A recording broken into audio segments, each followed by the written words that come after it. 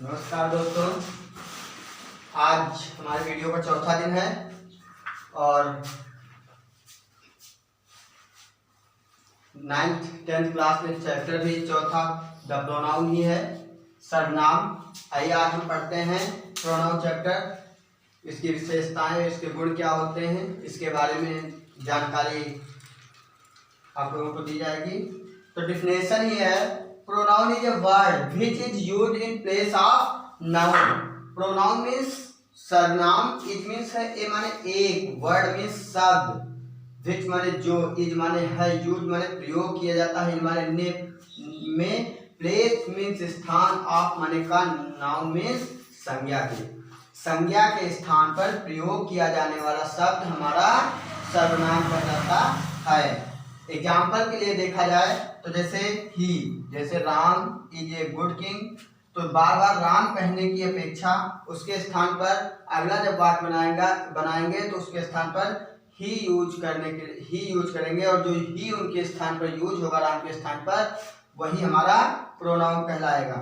सी माने वाह, जैसे Sita is a good woman, फिर बार बार सीता कहने से अच्छा उसके स्थान पर सी का यूज कर लिया जाए। इसी तरह से इन सभी सर्वनामों की आवश्यकता हमें पड़ी, क्योंकि जैसे बहुत बड़े बड़े नाम होते हैं, जैसे महामना मदन मोहन मालवीय एक प्रसिद्ध भारतीय थे, फिर उनका नाम लिया जाएगा तो बहुत लंबा जाएगा, महामना मदन मोहन मालवीय, उनके विचार बहुत ही अच्छे थे, तो उसकी जगह पर अगर हम ही का प्रयोग कर देते नाम के स्थान पर तो वाक्य अच्छा बन जाता है। इसलिए हमको प्रोनाउन की आवश्यकता पड़ी, और प्रोनाउन की परिभाषा भी है, ऐसे शब्द जो संज्ञा के स्थान पर प्रयोग किए जाते हैं उन्हें सर्वनाम कहते हैं, प्रोनाउन कहते हैं। Pronoun is a word which is used in place of noun.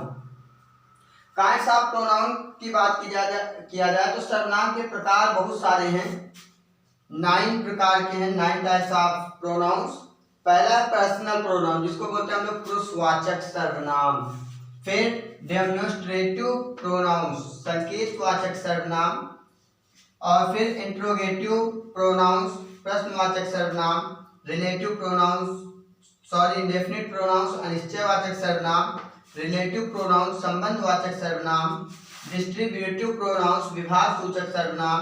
Reflexive pronouns, निजवाचक सर्वनाम। एम्फेटिक प्रोनाउन, दृढ़ता सूचक वाक्य। और रेसिप्रोकल प्रोनाउंस, परस्पर वाचक सर्वनाम। आइए इनको बारी बारी से समझते हैं। जैसे पर्सनल प्रोनाउन की बात की जाए, पर्सनल प्रोनाउन के अंतर्गत आता है he, she, it, I, we, they, you, ये क्या है हमारे पर्सनल प्रोनाउन है। और पर्सनल प्रोनाउन को भी 3 भागों में डिवाइड किया गया है, first person, second person, third person. उसको हम इसको अभी रफ करने के बाद में आपको दोबारा समझा देंगे।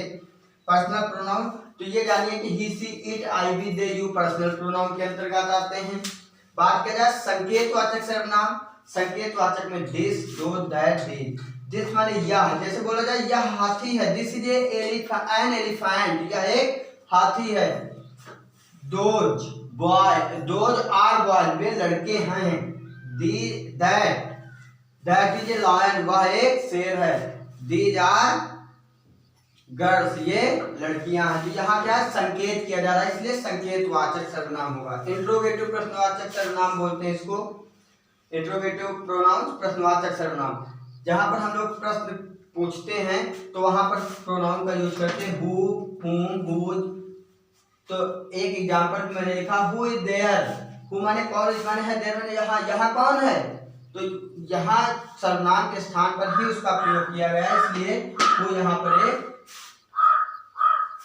इंट्रोगेटिव प्रोनाउन है। बात करते हैं इंडेफिनिट प्रोनाउन, अनिश्चयवाचक सर्वनाम।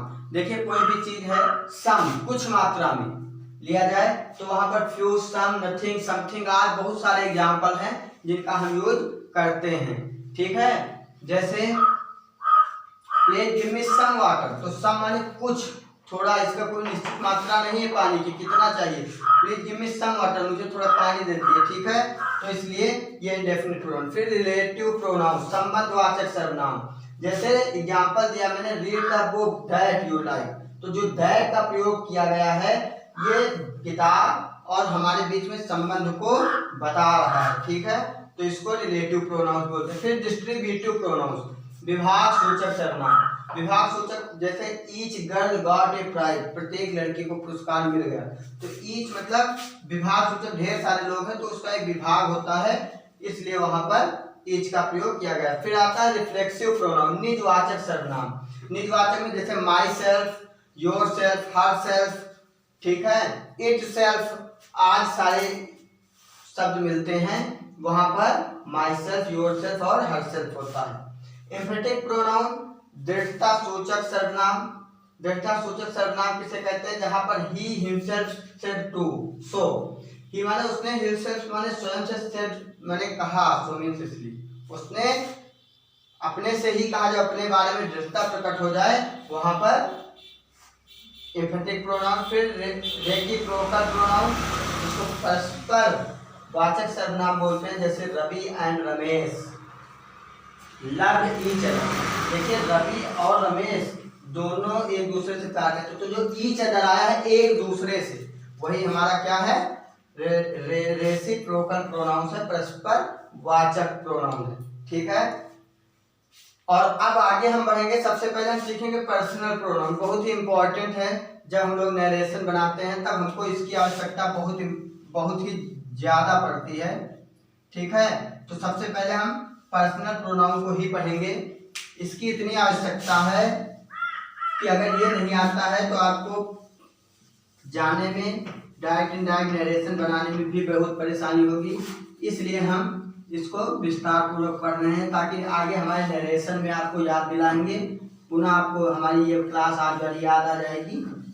तो हम आज पर्सनल प्रोनाउन को पढ़ाएंगे। देखिए पर्सनल प्रोनाउन पुरुषवाचक होता है। हमने हिंदी में पढ़ा पुरुष, प्रथम पुरुष, मध्यम पुरुष और उत्तम पुरुष। उसी तरह इंग्लिश में भी होते हैं, फर्स्ट पर्सन, सेकेंड पर्सन और थर्ड पर्सन होता है। क्या होता है? जैसे हमने हिंदी में पढ़ा प्रथम पुरुष, मध्यम पुरुष और उत्तम पुरुष, हिंदी संस्कृत में पढ़ा, उसी तरह से यहाँ पर भी पर्सनल प्रोनाउन के अंतर्गत हम पढ़ेंगे क्या? फर्स्ट पर्सन, सेकेंड पर्सन और थर्ड पर्सन। फर्स्ट पर्सन के अंतर्गत आई, वी आता है, सेकेंड पर्सन के अंतर्गत यू आता है और थर्ड पर्सन के अंतर्गत ही, सी, इट, दे आता है, ठीक है। ये सब्जेक्टिव केस में है। ऑब्जेक्टिव केस में जब हम पढ़ानेंगे नरेशन तब आपको पूरा विस्तार पूर्वक बता देंगे। तो फर्स्ट पर्सन जब कर्ता अपने बारे में बात करे तो उसे फर्स्ट पर्सन कहता है, अर्थात कह सकते हैं एक भाषा में कि जो स्पीकर होता है, बोलने वाला, वही क्या होता है? First person. जैसे आई मीन्स मैं बोल रहा हूँ, वी माने हम बोल रहे हैं, तो क्या है? हम फर्स्ट पर्सन के अंतर्गत आएंगे। यू मीन्स तुम। सेकेंड पर्सन आता है, सीधे कह दिया जाए लिसनर, मतलब सुनने वाले के विषय में आता है। जैसे आप लोग सुन रहे हैं, इस समय देख रहे हैं मेरा चैनल, तो आप लोग सुन ही तो रहे हैं, तो आप लोग क्या हो गए? सामने है मान लीजिए आपके, तो आप लोग सेकंड पर्सन हो गए। और थर्ड पर्सन जब वो यहाँ पर ना हो और तीसरे के बारे में बात किया जाए तो वहां पर थर्ड पर्सन होगा। जैसे कैमरामैन है लेकिन इस समय तो उसके सामने, लेकिन मान लीजिए सपोज आप तीसरे की बात कर लीजिए जो आपके पास ना हो, वहां पर थर्ड पर्सन होगा। तो ये सर्वनाम पे पर्सनल प्रोनाउन था कि फर्स्ट पर्सन आई वी होता है, सेकंड पर्सन यू होता है, थर्ड पर्सन, और यही जब चेंज होता है तो आई का मी हो जाता है, बी का अस हो जाता है, यू का योर्स हो जाता है, ही का हिज हो जाता है, सी का हर हो जाता है, इट का इट्स हो जाता है, दे का देम हो जाता है। ढेर सारे प्रयोग होते हैं। तो ये सारे शब्द पुरुषवाचक सर्वनाम के अंतर्गत आते हैं, 3 प्रकार के बताए गए हैं, ठीक है। तो आशा करते हैं कि आज का चैनल हमारा आपको पसंद आया होगा। आप सभी लोग लाइक, कमेंट और शेयर जरूर करिए। हमें कमेंट बहुत कम प्राप्त होते हैं, इसलिए उत्साह नहीं मिलता है। आप लोग स्टिमुलस हमें देने का प्रयास करें और हमारे YouTube चैनल को सब्सक्राइब करें, लाइक करें और शेयर करें। और फिर अगले वीडियो में हम मिलेंगे नए चैप्टर के साथ में, जो हाई स्कूल में अगला चैप्टर होगा उस चैप्टर के साथ में। और आप लोगों से आशा करते हैं कि हमारा पढ़ाया हुआ आपकी समझ में आया हो। Thank you.